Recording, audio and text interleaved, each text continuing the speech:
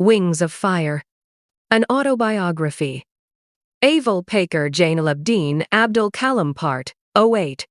One day when I was in the 5th standard at the Rameswaram Elementary School, a new teacher came to our class. I used to wear a cap which marked me as a Muslim, and I always sat in the front row next to Ramanatha Sastry, who wore a sacred thread.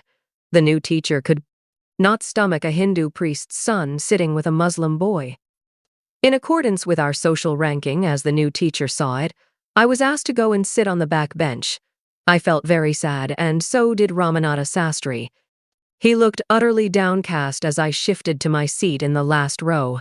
The image of him weeping when I shifted to the last row left a lasting impression on me. After school, we went home and told our respective parents about the incident. Lakshmana Sastry summoned the teacher, and in our presence, told the teacher that he should not spread the poison of social inequality and communal intolerance in the minds of innocent children. He bluntly asked the teacher to either apologize or quit the school and the island.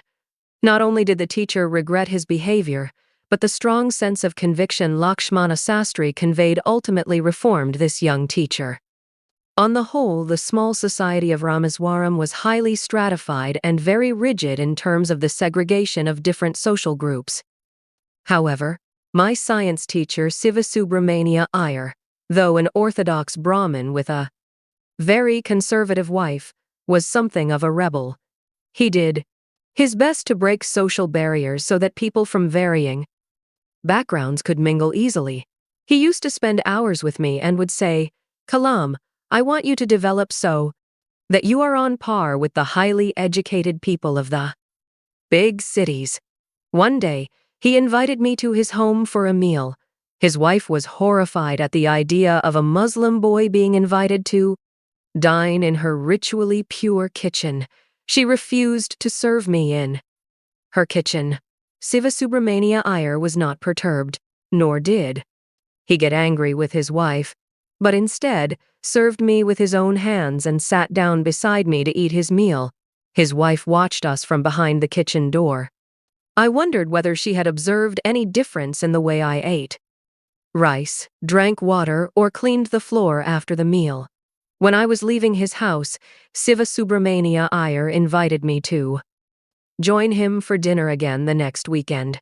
Observing my hesitation, he told me not to get upset, saying, "Once you decide to change the system, such problems have to be confronted." When I visited his house the next week, Sivasubramania Iyer's wife took me inside her kitchen and served me food with her own hands. Then the Second World War was over and India's freedom was imminent. "Indians will build their own India," declared Gandhiji. The whole country was filled with an unprecedented optimism. I asked my father's permission to leave Rameswaram and study at the district headquarters in Ramanathapuram. He told me as if thinking aloud, "Abul, I know you have to go away to grow. Does the seagull not fly across the sun alone and without a nest? You must forego your longing for the land of your memories to move into the dwelling place of your greater desires. Our love will not bind you, nor will our needs hold you." He quoted Khalil Gibran to my hesitant mother. "Your children are not your children. They are the sons and daughters of life's longing for itself. They come through you, but not from you. You may give them your love, but not your thoughts, for they have their own thoughts." He took me and my 3 brothers to the mosque and recited the prayer Al-Fatiha from the Holy Quran. As he put me on the train at Rameswaram station, he said, "This island may be housing your body but not your soul. Your soul dwells in the house of tomorrow, which none of us at Rameswaram can visit, not even in our dreams. May God bless you, my child." Samsudin and Ahmed Jalaluddin traveled with me to Ramanathapuram to enroll me in Schwartz High School and to arrange for my boarding there. Somehow I did not take to the new setting. The town of Ramanathapuram was a thriving, factious town of some 50,000 people, but The coherence and harmony of Rameswaram was absent. I missed my home and grabbed every opportunity to visit Rameswaram.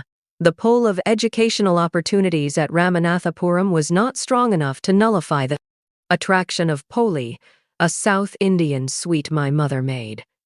Fact, she used to prepare 12 distinctly different varieties of it, bringing out the flavor of every single ingredient used, in the best possible combinations. Despite my homesickness, I was determined to come to terms with the new environment because I knew my father had invested great hopes in my success. My father visualized me as a collector in the making, and I thought it my duty to realize my father's dream, although I desperately missed the familiarity, security, and comforts of Rameswaram.